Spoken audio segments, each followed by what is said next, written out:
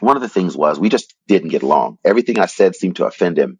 And I couldn't figure out why. He was very defensive with me consistently. And I was like, what is this? And as if he was looking for me to fail. So one day we had an offsite and I said, you know what? I'm going to ask this guy, like, who he is, what's going on. So I said, Uchiyama-san, can I ask you a question? He's like, sure, Henry. And I said, what is it you want to do, like, after you retire? Like, why are you an HR person? I knew he was a sales originally. And he looked at me. What he said to me was he wanted to raise horses, thoroughbred horses. And I was like, what? Even if he was lying, I realized in that answer that, raising thoroughbred horses, you're an HR manager. You don't come from money, but you want to have this really, really elite type of almost, royalty level, sort of level of prestige and wealth in this country. I said, oh, I get it. You are so worried about your social position that anything that makes you feel as if your social position is being questioned or doubted, you worry about.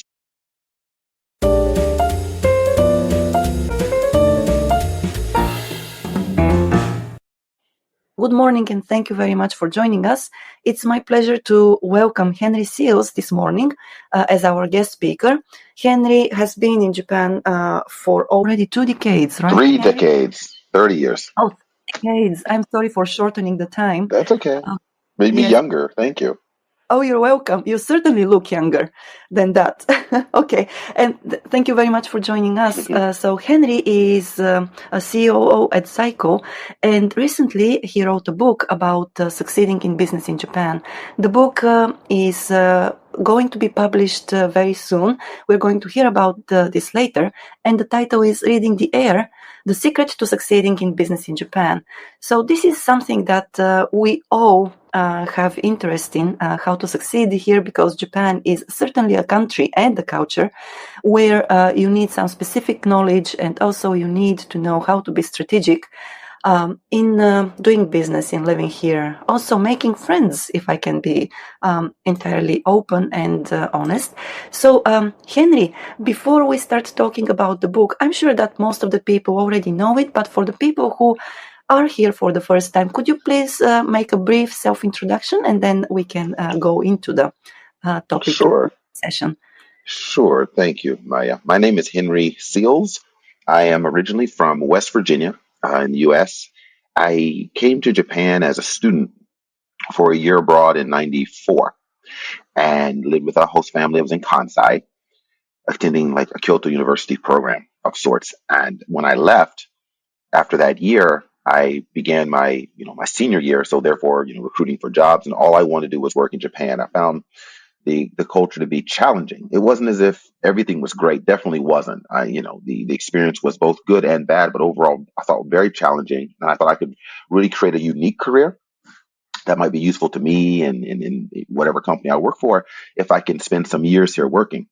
So what I thought would be 2 years before I went back to graduate school or something like that, wound up becoming 30. And so I worked originally in IT. I did programming. I learned to be a programmer, mostly database programming. And I had an IT career that lasted about 10 years.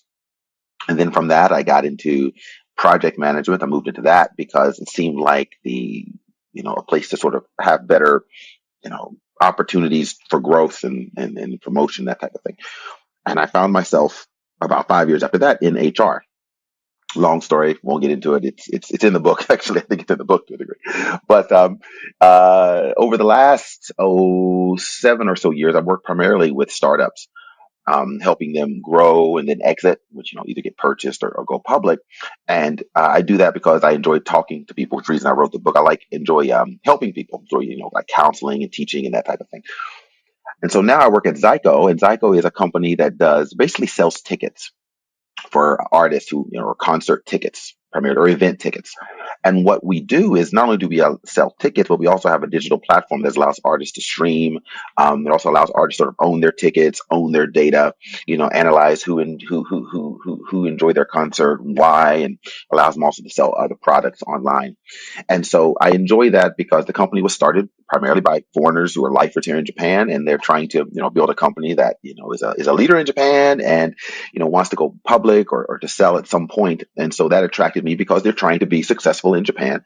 And I've, over the last 30 years, I've learned a lot. And because I'm only one person, I just decided at some point I wrote a book back in 2000 about my experience, working in a Japanese company. That was just for fun. I thought, could I write a book? And I did that. But this time I wrote it because I realized that you've met me, Maya, at like events and stuff, a lot of people ask me questions or, ask for my time to help them. And unfortunately, I'm only one person. So I said, let me write this book and hopefully it'll be able to act as my daiko, so to speak, or dainin for, when I can't be there, someone can read it and get something that may help them in their career. Yeah, and I'm a father of five daughters. My wife, who happens to be in the room right now, she can't next to me in my office, is from Jamaica, and we live in Chiba. Well, that's great. And well, also to everybody who is here, I believe you remember that we had a session with Henry before. And in that session, we talked about his experience in Japan and, how he created a community here for professionals, Black professionals in Tokyo. And that was personally, I enjoyed listening to Henry at that point. So I'll share the link to that session as well. So thank you for the self-introductions, Henry. And let's go into the topic, today's topic. So I know that the 30 years you have spent in Japan have been very productive and also very educational for you. And I just wanted to ask you, what was exactly the event that triggered your willingness to write that book and publish it? Yeah, I had been thinking about writing. I like writing. I write for myself mostly and for my kids. I write little stories and things. And my wife knows I like to write.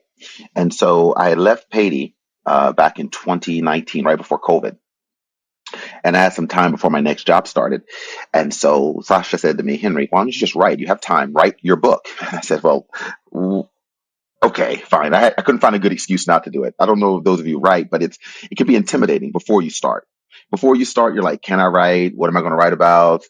And then once you start, there's this momentum that happens and you just keep writing. And so my wife actually convinced me. She said, you want to write today? She gave me my tablet. And I was about to get out of bed. She just gave me my tablet and said, write. And so I started to write, but I had to think, what am I going to write? And the book actually, it took me about 3 years to write it because I said, okay, I want to write about, a sort of continuation of my first book. My first book was just an explainer about, as a new grad from college working in Japan, what's going to happen to you? How do you maneuver it? How do you make the best of basically a strange situation and a culture that might not be agreeable to you? And so I wanted to write a continuation because I thought I could give a better, I don't know, assessment of how to build a career, what to avoid, all that type of thing. And I said, so what am I going to write? And I said, And it's in the preface of the book or the introduction of the book. I said, what I would really have wished and liked when I was starting my career in Japan was to have a mentor, right? Someone who had already had 30 years of experience, who I could relate to, who could just give me insight into the situations. I'm probably too young to take advice. Someone tells me to do something, I'm like, I know everything. You know how that is. But someone just give me perspective. And I didn't have that, at least not consistently over the time I've been in Japan. I've got it now. I've learned to build that. And I said, let me write the book for me or people who would need that. And as I was writing it, it dawned on me that there aren't a lot of books explaining, at least written from a Western perspective, also explaining to Japanese business people how to manage or work with foreigners, to be successful in Japan working with foreigners. So I said, this book's going to have two purposes. It's going to explain, some of the pitfalls and some of the things to keep in mind when you're working in Japan. But it's also going to I think it should explain to Japanese, how to work effectively with foreigners. And I said, how am I going to write a book? It sounds like two books. And then I said, well, if I just put my life story in it, because I've been in Japan so long, sometimes I found myself in a situation where I'm thinking like a Japanese person. I'm dealing with young foreigners who've just come off the boat working. And this is when I was working at Pady. It was so shocking. I said, I can't work with these people. They don't get it. I would see these moments where I was really frustrated with foreigners, but I understood why. But, inside it was frustrating. And I said, wow, if it's frustrating for me, I can imagine what it's like for Japanese.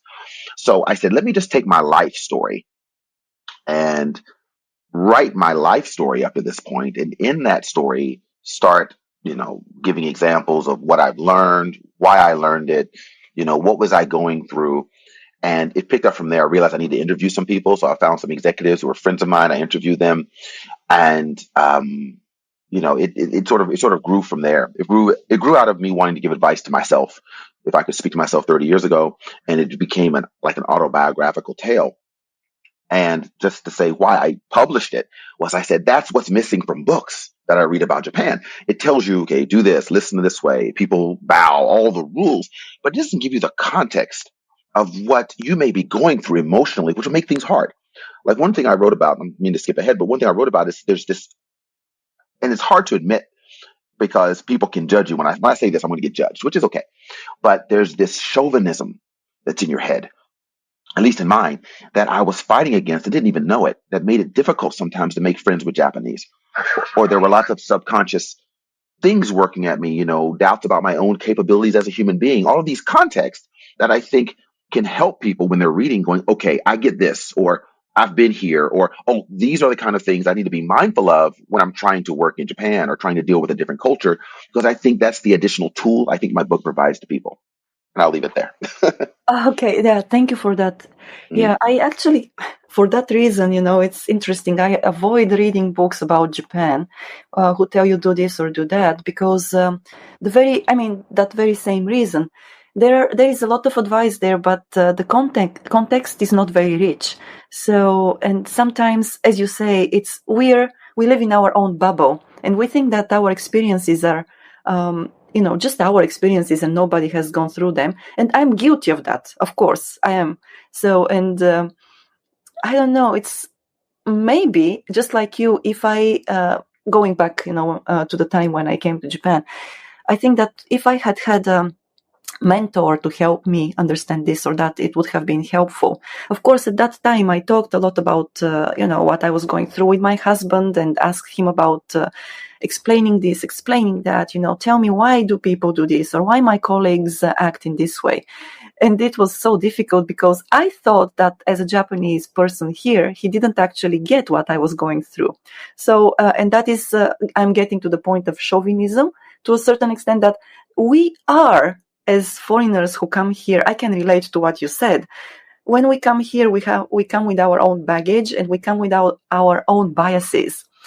So, and it's so, for me at least in the beginning, it was difficult to get over them and understand that at the end of the day, we may come from different cultural backgrounds, but there are so many things that are the same for all of us, because we all want our kids to be happy, to be healthy. We all want to work and to have, or to be successful. And so it doesn't matter how, these values are expressed or how they are followed. At the end of the day, they are the same.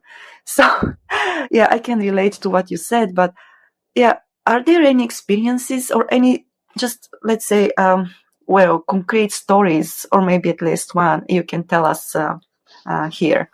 Sure. So just for you to know, the book is published. You can find it on Amazon if you look for it, but we'll have a formal launch of the book next month, just for those who are interested at all.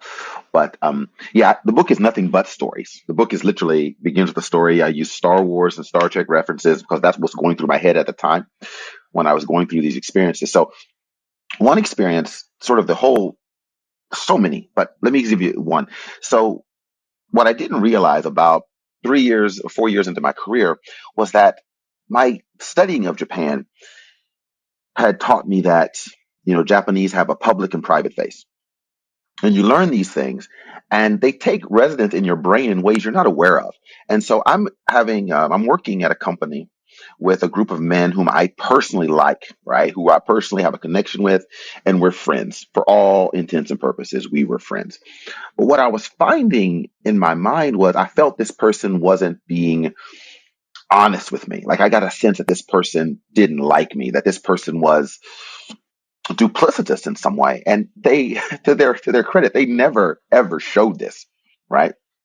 But somehow in my mind, I'd gotten it in my head that you can, you'll never know the heart of a Japanese person. And I can't remember where that came from. No one actually did anything to me. It was just a thought I had in my head, and I started to um, realized this was playing a part in my relationship with him. And I said, you know what's funny is I've been with groups of foreigners or just groups of international people, and we'll have that conversation. That topic will come up, like what are they thinking, what's going on, and as if somehow at home everyone you meet is friendly, everyone you meet is honest and open. And I'm thinking, we're judging Japanese by a criteria we don't judge our own countrymen and women for.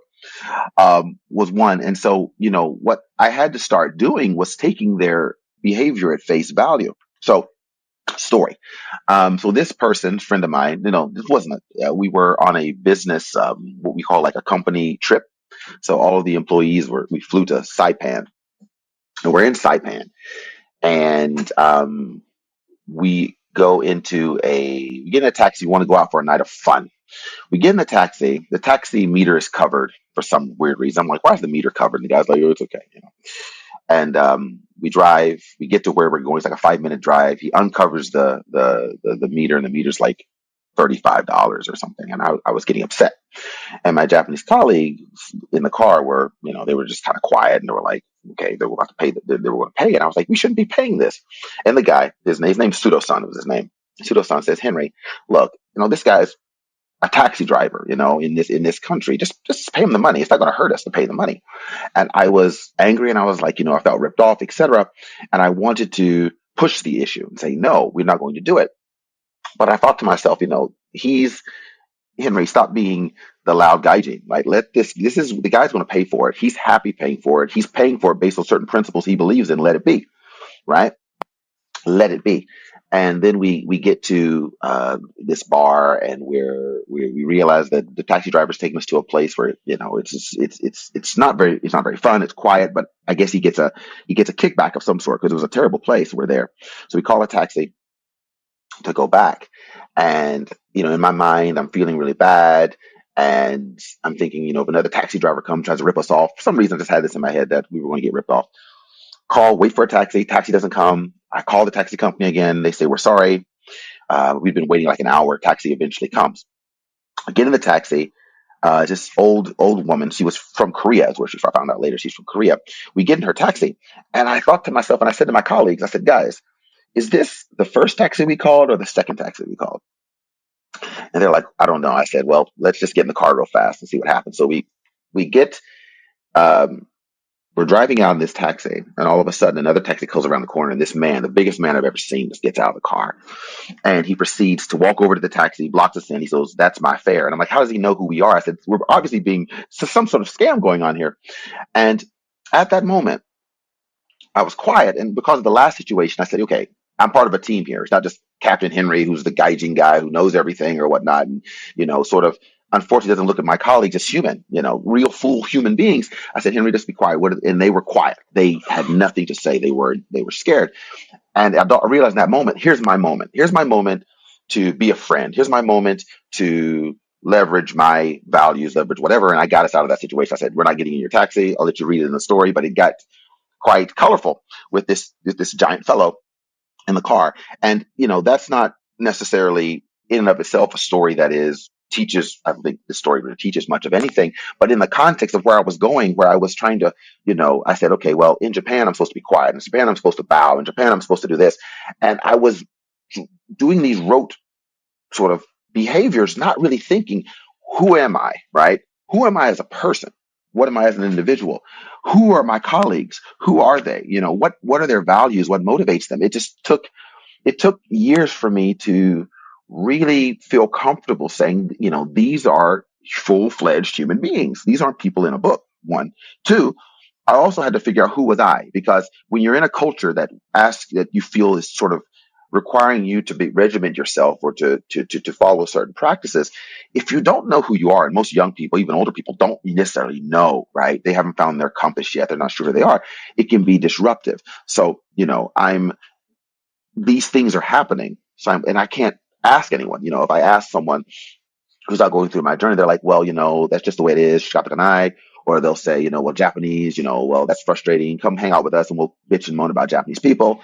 Or, I would drink it away, hang out with guys. Oh, don't worry, just go drinking a little bit. Everything will be fine, all the typical things. So the book in of itself, and I'll give you other stories if you want to ask about other stories where I started to slowly realize that I need to really realize that, who I am and that the people around me are people, are human beings. And that's hard to do when you're always on the defensive and you're worried about your career and you're worried about your family and all those type of things.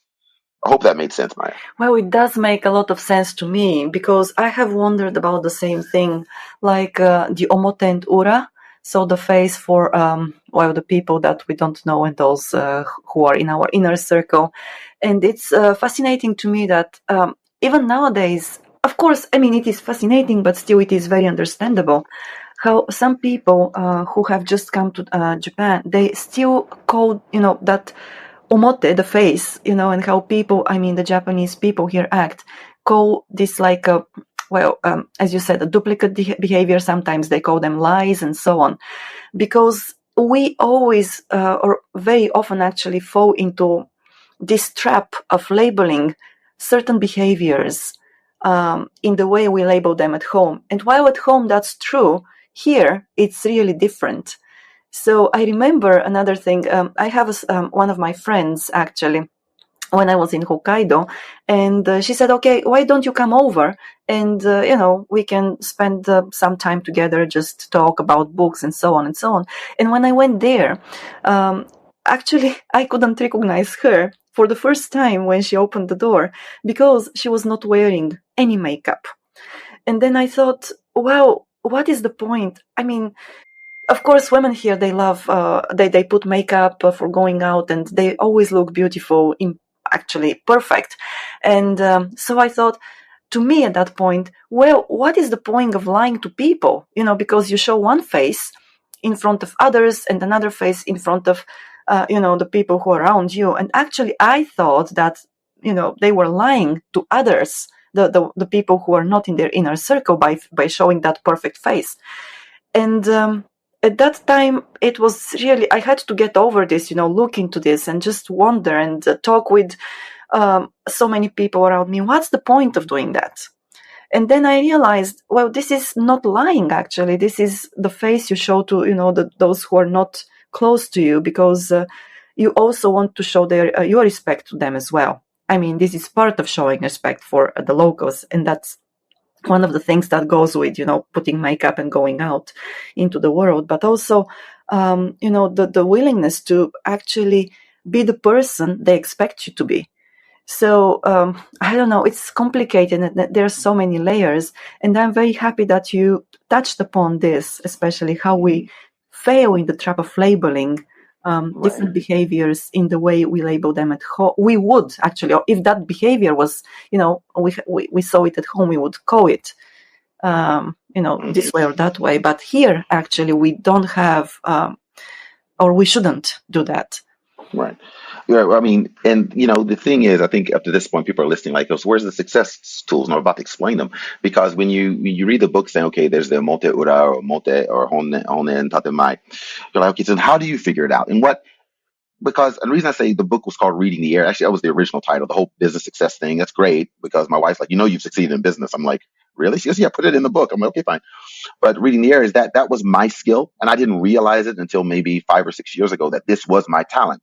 So based on that experience, based on that, I can give you insights into how you can sort of figure these things out. So what happens when you're reading a book about Japan? Usually, it tells you, well, your Japanese will, do this or do that, and so it becomes an intellectual exercise. You start looking like you're like an anthropologist or something. You're trying to figure out things, and the anthropology analogy isn't actually bad, but what I found was when I'm trying to really relate to someone or understand them, Japanese or not, you try to look for cues in their behavior. You try to cues in things they say and sort of figuring out what kind of person this person is so that you can then find something to relate to and build a relationship or, do something. And so I've been able to figure this out. So one of them is, I call it the 4 risk aversions, right? I talk about this and I give real concrete examples about where I witnessed this and I was able to start to piece together, oh, this is what motivates this colleague of mine. This is what motivates this person. This is why they do what they do. Okay, now I know how I can build a really strong relationship or a productive business one. So the 4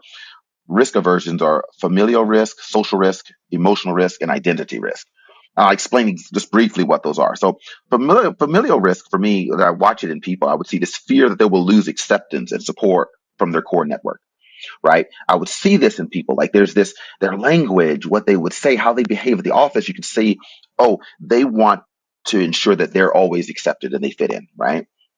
The social risk are those people, and this is the most obvious one I think a lot of us see, is where people fear like their financial peace or financial peace of mind will be lost. And you'll find this in the corporate world where you may have a great idea. You're like, this is a great idea. And you're like, why are they resisting? Why are Japanese like this? And you're thinking, well, if they're stable and there's a financial success based on these sort of procedures that are followed, what human being is going to undermine their own financial stability just for an idea? The concrete versus the abstract. Your idea is an abstract one. It may not fit. So there's this social risk at play. And I'll explain how you can benefit from understanding these things in a minute. So the emotional risk is stability. I think we've all seen the situation where, ante we say in Japanese, ante or ante is very important. Stability is very important. And then, of course, there's identity risk, right? So people have a strong identity of who they are as a person. And sometimes what you say and do challenges that. And so being aware of to what degree these risk aversions or these aversions to risk play in people's minds can really give you keys to how to work effectively with them, especially in a corporate space where people are worried about progression, stability, all of these type of things. If you can analyze them in those four areas, things start to work out. And I give examples of all of these to help, for instance, a new grad or a new hire, someone who's new to Japan, sort of be able to sort of map out their organization, map out who they're dealing with, and so they can create a plan. And then for those who are experts in Japan or who are, long serving expats, and they've got to motivate a team of people to work for them, understanding what these people's aversions or concerns or what they value are. The quicker you can sort of garner that, the better. And as I interviewed CEOs and COOs and things for the book, they were doing the same thing, but they learned as well through failure. Like, oh, okay, I'm not reading the room right. I'm not reading the air correctly. And so I can, I'll just stop right here to see if there's any questions about these particular risks. But I can share many examples, both my own and others, about how those risks, and if you can really understand them in the people around you, it snowballs, to be honest. Yes, indeed. And I would like to encourage people in the audience to come up on stage if possible and ask you questions. We have Frank here who also published a book about country managers in Japan. So Henry, thank you so very much. This is the first time actually when I hear somebody talk about or actually categorizing the risks here. And it makes so much sense. Thank you very much for putting your, so much thought into this and letting us understand even a little bit better. But I think that for, the newcomers, it will be very helpful to actually get an insight into how and what they need to do so that they can be successful here. And when Tim and I, when we talk about living in Japan, working in Japan, or working with Japanese counterparts, we always talk that it's very important to be strategic, actually, in how you communicate with your Japanese colleagues and, how you read the signs, because, yes, most of the time, there is actually some information about this, that 80% of the communication here is nonverbal. And while we know that the nonverbal communication exists in every culture, in Japan it's even more important and more expressed. So knowing what clues to look for and hints and so on is very important. It's very helpful, actually. The ability to read them helps a lot. So if you can tell us some more stories about such clues, I think that it will be helpful. Sure. I'll try to give one for each really quickly from the book. So familial risk. I'll give an example how that happened. And now a lot of these, as I'm talking in the book, I sort of share these stories, right? I say, okay, there are these various risks, and I share some stories, and in the story, I'm sort of working through these things, and I'm like, ooh, I'm successful. That worked, right? And I'm not really sure why at the time, right? And I didn't really see a value to that skill And as I get older, I started, focusing on project management or IT and all of these human skills that were really probably make up 90% of why I'm successful at what I do. I didn't value them. I didn't realize how valuable they were. And so, when you read the book, really, you're going to sort of, because I'm here speaking as an expert, but I really try to take you into my head to sort of say, all of us are sort of building competencies and doing things really well. We're not aware of it at the time. And so hopefully you find it useful that way as well, to sort of give you a way to gauge yourself. Where are you in your journey? But let me give a story. So familial risk. So I find familial risk plays a role, especially in HR space. And I'll give the example of one of my first jobs as an HR specialist was to help a manager sort of offboard someone, basically fire a middle-aged man. I think he was in his mid 50s, and he just wasn't. I would say he was a low performer, but it just wasn't a real work when he worked for him. So I had to fire him, and I had to convince him to leave, because you know how it is in Japan. And what I did when I came in the room is I looked at him, and I knew I'd worked with him before, because before I was in HR, I was working like in IT and operations and project management, and so I'd worked with him before at the company, and I got a sense of that this man, given his age, had worked a long time hoping that he would become a bucho. He'd become someone, and he wasn't there. And I bet you his wife and his family probably felt that, that's what he's working for, and they may have sacrificed for that reason, or they have expectations of him. And so for him to come home one day saying, "I've been let go," I think that he's going to be ashamed of that. He's going to feel uncertainty. His family's going to feel uncertainty. But I was thinking more about him, and that he's going to feel as if he's let his family down and let himself down. And so this is the first time he would be laid off in his career.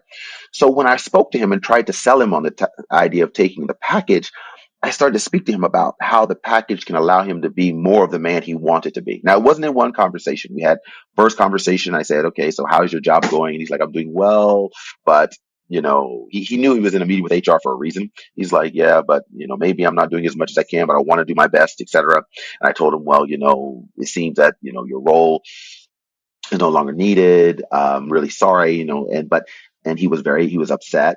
He was shocked. But what I did is I put the piece of paper with the number in front of him and said, this can help you do X. And I assumed, because I remembered my conversations with him, that maybe he'd want to start his own business as an IT specialist, etc. But it was a flat. At the end of the meeting, he took the paper, but he's like, "Flat, I don't think I can accept this." The next time we met, a week later, he was like, "I can't accept it. Thank you very much." But he was open to still talk to me. And what I was able to do was help him paint a picture of how his family would be empowered by him having the ability to look for another job with the cushion he would have. And I said, "Oh, it wasn't a logical conversation. It wasn't, I had to sit with him and say, and bow, or I had to sit with him and do certain things. I had to understand the fear in this man's heart. Right. And once I was able to understand that, it's like, oh, you can start to sort of turn the levers and help this person help themselves. And I use that a lot when it comes to conversations, especially difficult conversations. I try to understand what risk is at play in this person's mind, and familial risk is one. Um, Another one is social risk. And I had my first job in HR. The director of HR is a close friend of mine. His name is Simon Cropper. But he had a bucho working underneath him who was basically my boss, and this bucho wasn't a good man. I'm not saying it because he was bad to me. It's just his work record and things. He wasn't considered very much of a good man, but he smiled. He did all the right things, and he was very bucho like. Anyway, one of the things was we just didn't get along. Everything I said seemed to offend him. And I couldn't figure out why. I'd want to start a new program. He's like, "Well, we're already doing that. Why do you, think we're not doing our job?" He was very defensive with me consistently. And I was like, "What is this?" And as if he was looking for me to fail. So one day we had an offsite. I don't know why we had an offsite, but the HR team, we had an offsite. And I said, "You know what? I'm going to ask this guy, like, who he is, what's going on." So there's a moment while preparing the room and whatnot. I asked him, I said, "Uchiyama-san, can I ask you a question?" He's like, "Sure, Henry." And I said, "What is it you want to do, like, after you retire? Like, why are you an HR person?" I knew he was a surgeon. And he looked at me. What he said to me was he wanted to raise horses, thoroughbred horses. And I was like, "What? Thoroughbred?" Okay, first of all, I thought he was lying. And two, I had never heard anyone tell me this. But even if he was lying, I realized in that answer that, raising thoroughbred horses, you're an HR manager. You don't come from money, but you want to have this really, really elite type of almost, royalty level, sort of level of prestige and wealth in this country. I said, oh, I get it. You are so worried about your social position that anything that makes you feel as if your social position is being questioned or doubted, you worry about. So what I was able to do to work with this man was, when I would get kudos from the departments that I was working with as the HR business partner, I would make sure, and I talked to my clients, say, make sure you give praise to this man. Make sure you thank him when you thank me.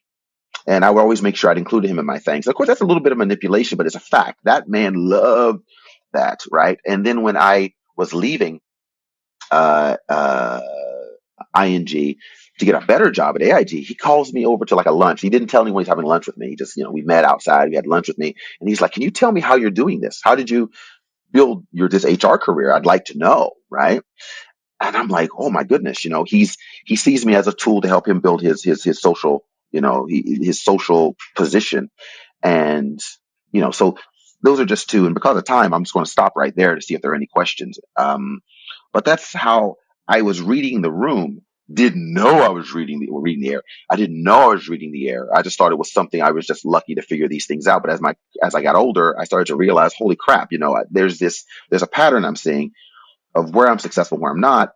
And I've got to believe in that. I've got to just eventually say, Henry, you're not an HR guy. You're not a project management guy. You're a people guy, and just do your best. You leverage that talent, and maybe, you'll have a career that you can be proud of. And once I started embracing who I was and leveraging the lessons I learned from Japan, things got better. And so I wanted to just, in the book, it's really about me trying to find who I am. And I think everyone needs to sort of, find that. And when you find that, things get a little easier, especially if you surround yourself with people who support you and all that type of stuff. And if you can, read the air. Well, that's a great point, or those are great points, actually. And I think that, yes, what you said resonates strongly with me, but especially the last point, that you need to surround yourself with people who support you, because if you cannot find those people, it's really difficult to go forward, and inevitably it weighs on you all the time. So, yeah, and Frank, good morning. Can you hear me? Yes, I can. Great. Thank you for Good coming morning, up. everyone. Yes. Thanks very much, Henry. I'm looking forward to buying your book and to reading it. So as Maya mentioned, I wrote a book myself. I say wrote. It's largely interviews, so it's more a sort of a compilation and editing of a book than a writing a book. So maybe it's a little bit different from your book, Henry, in that mine is not so much a little bit about what I think, but it's largely based on interviews with people with similar backgrounds to myself, and that's backgrounds of foreigners running companies here in Japan with Japanese teams and being positioned in between head office and playing that sort of role with a foot in both camps and trying to succeed in whatever the company is trying to do. And I suppose in talking to the people, and I think it relates directly to what you're talking about, Henry, with when you're like talking about risk just recently and the different types of risk.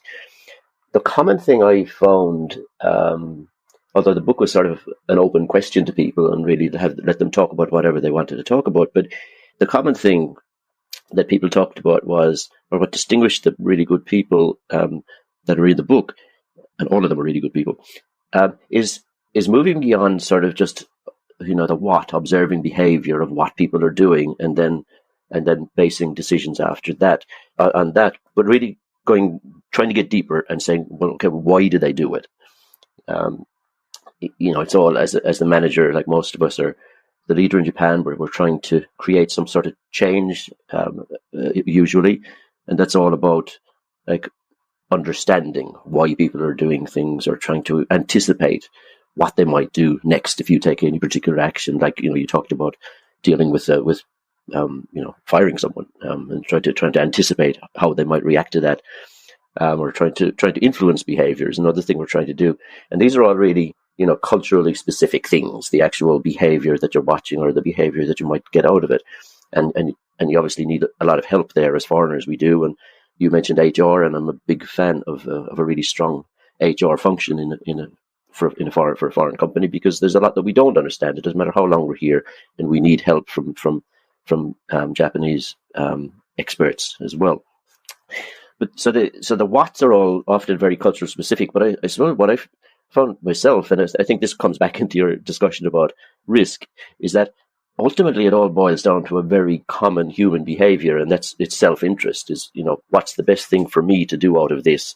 So when you see someone reacting to being laid off, the example you gave is this person is just really worried about how he's going to present this to his family. It's not going to be, I got a big payout, yay, let's go on to the next thing. It's a different situation for him, and so you're trying to understand what is motivating his behavior, why he's doing that. So it's self-interest, and my self-interest might be, not an individual thing. I don't want to be kicked out of the group. I don't want to be excluded. I don't want to be to be singled out. The self-interest is about staying part of the group. So no, that's just an observation. It was just, lots of things are different because of culture, but the common thing that I thought good leaders focus on is trying to understand the why, and it's a why based on self-interest in most cases.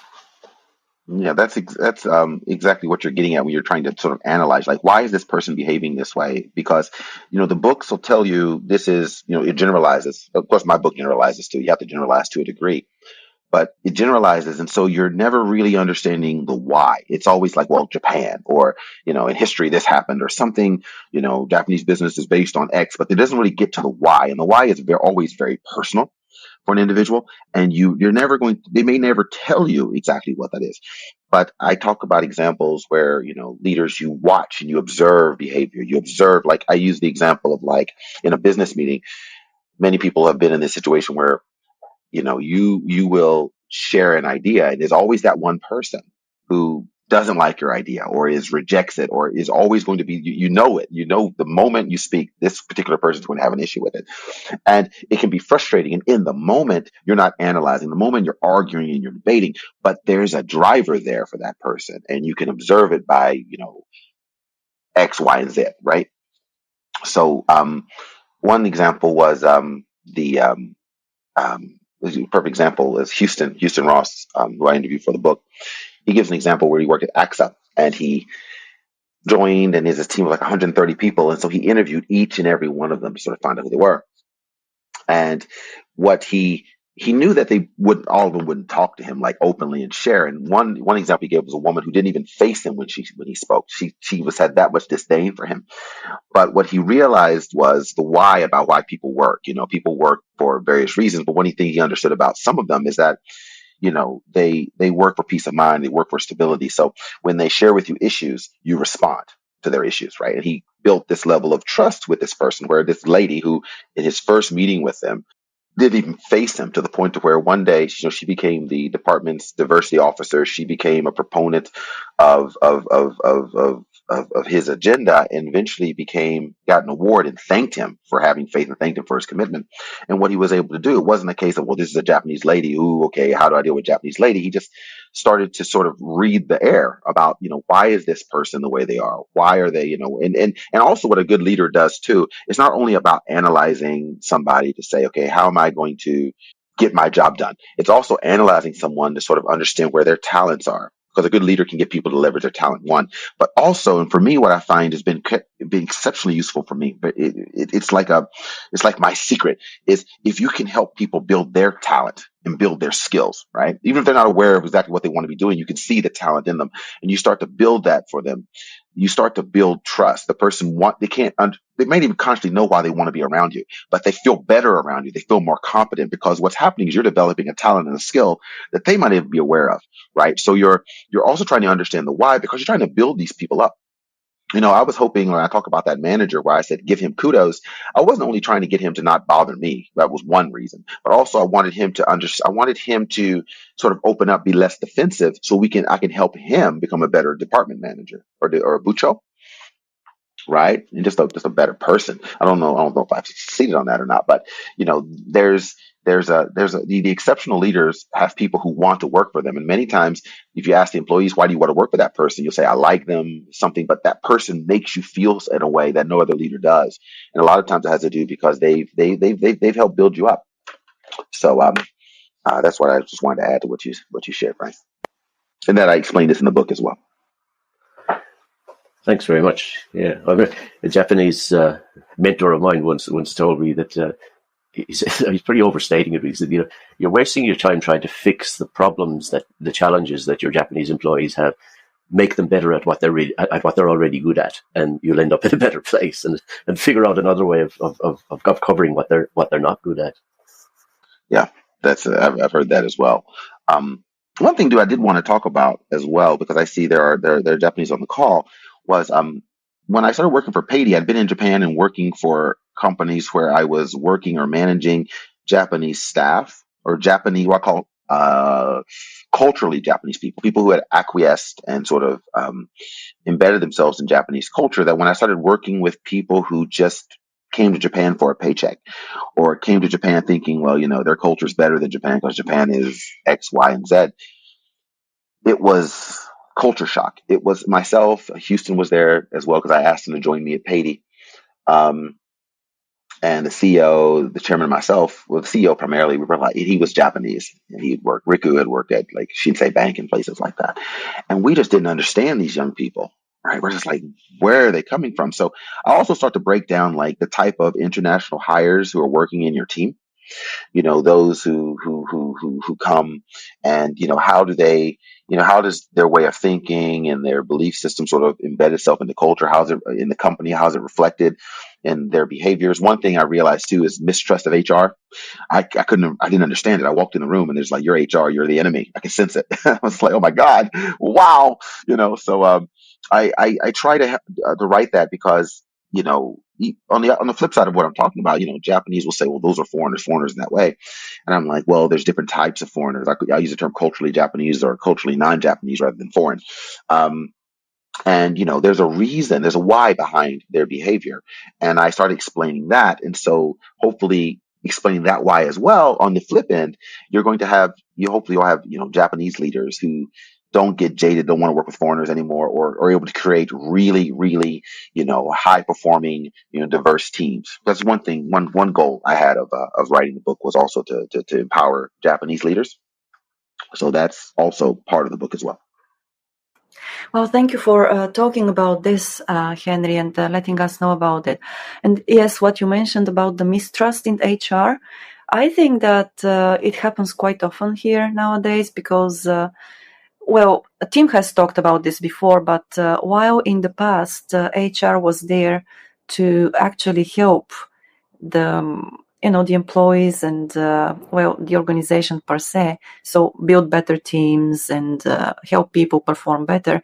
There has been a trend of actually HR becoming like, what's that, the defender of the company, and the enemy of the employees. The enemy of the employees.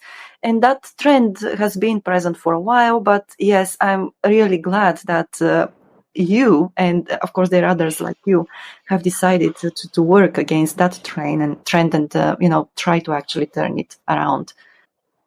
What I wanted to just say at the end, and I was wanted to see if there were any questions, was that the sort of the key to sort of succeeding in business in Japan is, in the title being "Read the Air," is that I think many of us, all of us, actually all of us, have a talent and a skill set, right? That is probably core. I think, as Frank said, rather than focusing on what you're not good at, focusing on what you're good at, you have this skill set. And then when you get in Japan, just say jobs are limited. There's not a plethora of jobs to say someone who's foreign, fluent or not, can necessarily do out of the box. So you sometimes have to sort of sacrifice whatever that talent is. I'm not saying if you're an artist, you must do art. I'm saying if you're an artist, you can do work in an artful way, right? Is embedding yourself into that job and finding the value, finding a way to value, to value yourself at the same time as valuing whatever skill you're learning. And I wasn't doing that, right? And my talent was reading the air, and I didn't value it, and I didn't realize that it was playing a role. And when I ignored it, things got worse. And additionally, also speak about how, going through the challenges of Japan, that context can ruin relationships and marriages. And I talk about this very, very openly, that, without having the proper context of, what, you need to build your understanding of Japan, you need to build your understanding of yourself, link those things together, and you'll be fine, Henry. No one was telling me this. But I'll tell everyone this, and when I'm coaching people or I'm talking to people who are, who work with me, who work for me, helping them with their career. I always talk about that link. But it's important because as you go through your career, you're just like, okay, well, the hot job now is this. Let me do that hot job. And you're not thinking about, well, am I growing as a person? Am I developing myself? So, the key is to find your talent. The key is to understand some basic fundamentals about the Japanese culture. And you can be yourself and still succeed in Japan. That's what's important. You don't need to change your personality. You can do it by being your authentic self and walking that path. And it's possible. And I think it's a more rewarding one than trying somehow to think, well, if I just assimilate enough, it'll work out. So, I didn't write the book to sort of praise myself and say, look at me, I'm a successful guy. Well, the book does talk about that. It's like, I do not want people to suffer as I did trying to, you know, figure out or think Japan is a puzzle you got to work out, when really it all starts like the TV shows when you grew up as a kid. You just got to believe in yourself. You got to be yourself. But again, you do need a mentor. You need someone you trust to just give you that bit of knowledge that you don't have, share with you a little bit of wisdom and reflection that can give you a perspective. So when you're at the crossroads, you can say, okay, and you can perhaps make a better decision for your future self. And I'll just end with that, Maya. Yeah, thank you very much for that. And I hope that more people will find your book and buy it so that they can learn from it. Because as you said in the beginning of this session, depending, of course, when you are in your 20s, let's say early 20s or even mid 20s, it's still early to take all the advice you're given, or you find or whatever, but still there are grains in all that knowledge you share in the books that will reach even people in their, let's say early 20s. But I do hope that, more people will read it and find the information and the knowledge, the understanding they need to build in order to have not just successful, but also pleasant and fulfilling lives and careers here in Japan. So thank you very much for being our guest speaker today. Thank you. So you can find information about the book on LinkedIn, because Henry shared the link there. Also, Sasha shared the link there. So if you're not connected with Henry or Sasha yet, please do that on LinkedIn. Reach out to them and connect, because there is a lot, not only to learn and earn, but also to achieve on the way forward by expanding your network there. So thank you very much again, Henry. Frank, thank you for joining us. So that's all for today. To everybody here, have a good midweek, and we're looking forward to having you with us again. Thanks a lot.